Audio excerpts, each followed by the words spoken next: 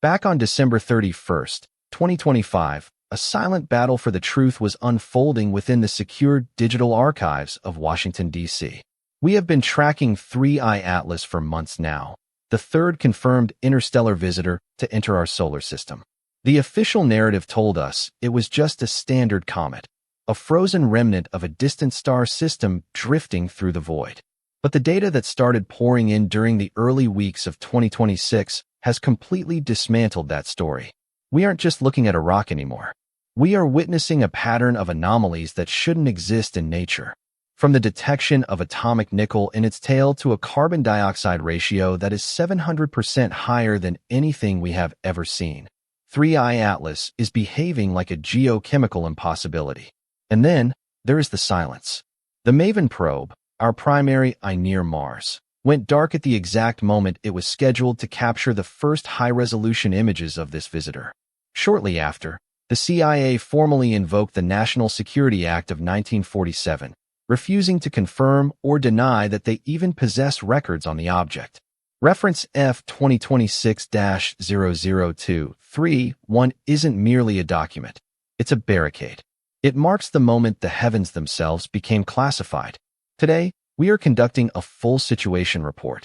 We are going past the headlines to assemble the puzzle pieces, the scientific anomalies, the sudden death of our hardware in space, and the legal fortress being built around an object that is now on a collision course for a massive gravitational encounter with Jupiter. What really hits me is the speed at which the lights are being turned off. We are staring at the 2026 Black Swan event, the moment the truth became too heavy to hide. In the realm of government transparency, there is a specific type of no that rings much louder than a standard rejection. It is called a GLOMAR response. Usually, if you ask a government agency for records they don't have, they simply tell you no records found. It's simple, boring, and ends the conversation. But when the CIA answers a FOIA request by stating they can neither confirm nor deny the existence of documents regarding 3I Atlas, they are signaling something very specific. They are telling the world that merely admitting the CIA is interested in this object would expose a secret vital to the safety of the United States. I can't shake the feeling that our perspective on this has been wrong. We've been treating this as a quest for knowledge, while the people with the real sensors are treating it as a threat assessment. The GLOMAR response was born in the Cold War, originally used to mask the existence of a secret ship designed to steal a sunken submarine. It is a tool of high-stakes espionage. So, when that tool is applied to 3I Atlas, we have to ask, what is the CIA seeing through their lenses that we aren't? If this were just a comet, there would be no sources and methods to protect. You would just point a telescope and share the photos. But the CIA's letter, dated December 31st, 2025, explicitly mentions that the very existence of these records is classified under Executive Order 13526. They are essentially staring into the abyss and refusing to blink, even as the public demands to know what is out there. Some researchers suspect this is because 3I Atlas isn't just moving passively. If the agency has detected signals, a metallic composition that shouldn't be there, or a propulsion system that defies physics, admitting those records exist would change the world overnight. The CIA's mandate isn't science, it's threat management. By refusing to even acknowledge they have files on this visitor, they are telling us, without saying a word, that 3I Atlas is viewed as a potential threat. It is the ultimate bureaucratic silence. What really gets to me is the specific language used in document YEF 26-00231. They didn't just offer a vague excuse. They constructed a legal wall around 3I Atlas. They cited Section 3.6a of Executive Order 13526. This is the same law used to protect nuclear secrets and military battle plans. When the CIA invokes this, they are stating that the disclosure of information about 3I Atlas could reasonably be expected to cause damage to national security. Damage. That is a heavy word to use for a piece of ice and dust drifting through the solar system. Unless, of course, it isn't ice and dust. I can't help but feel that the damage they are worried about isn't from the object impacting Earth, but from the public realizing what it actually is. They are protecting the fact that they can see things no one else can. But there is a darker possibility. If the source of the info is the object itself, If it has been communicating or if we have intercepted its data, then the National Security Act is the only thing keeping that reality off the evening news. If the chemistry didn't trigger your alarm bells, the events in Mars orbit certainly should have. In late 2025, as 3I Atlas made its closest approach to the red planet, NASA's MAVEN probe was in the perfect position. This was supposed to be our Oumuamua moment, the chance to finally get the high-definition multispectral data we missed with the first two interstellar visitors. Astronomers worldwide were holding their breath, waiting for the sensors to beam back the first unfiltered images of the visitor's core from just a few thousand kilometers away. And then the signal died. 1 minute MAVEN was healthy, its telemetry stable, its heart beating in the cold void. The next, it was just space junk drifting in the darkness. NASA officially blamed a technical glitch combined with a minor solar flare. But to many, that explanation feels like convenient fiction. Consider the statistical impossibility of a probe that has survived years in the harsh Martian environment suddenly suffering a fatal, unrecoverable failure at the exact millisecond of its most critical observation. It wasn't just a reboot or a safe mode transition. It was a total system blackout. There are researchers now pushing back on the official story, noting that no other probes or satellites in the Martian vicinity reported significant solar interference that day. It makes you wonder, did 3I Atlas react to being watched? One hypothesis gaining ground is that the object possesses an active defense mechanism, an electromagnetic pulse or jamming signal designed to maintain its privacy as it moves through the system. Others argue the signal wasn't lost at all, but deliberately cut by someone back here on Earth who didn't want those images hitting public servers. I can't shake the feeling that we were blinded on purpose. Whether it was an act of non-human intelligence or a bureaucratic kill switch, the result is identical.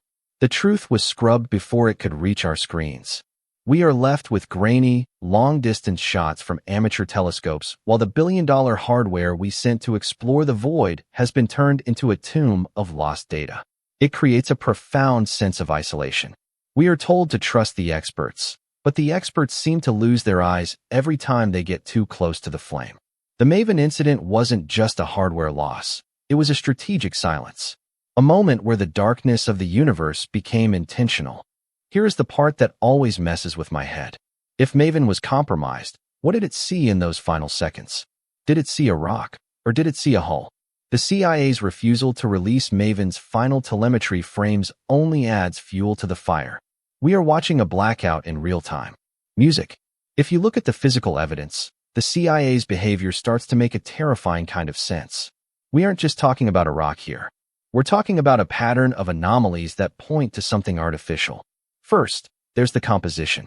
Early reports from the VLT in December 2025 confirmed the presence of atomic nickel in the object's coma.